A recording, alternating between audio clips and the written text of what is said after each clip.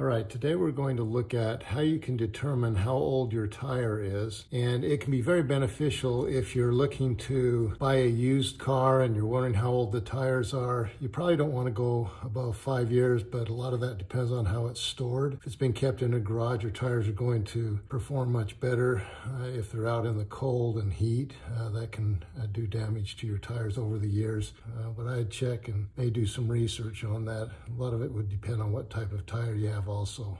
So if you're trying to find out the age of your tire, you'll just look, just keep looking around your tire until you come across 4 numbers. The first 2 numbers are the week, and then the last 2 are the year. So this was manufactured on the 36th week of 2018. So this is around 4 years old.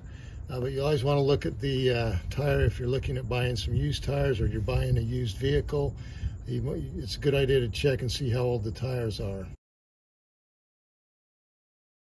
What you're going to look at is these numbers right here. The first 2 numbers represent the week that it was manufactured, and then the last 2 are the year. So this was in week 23 and the year 21. Thanks for watching Big Al Repairs, and hopefully you subscribe.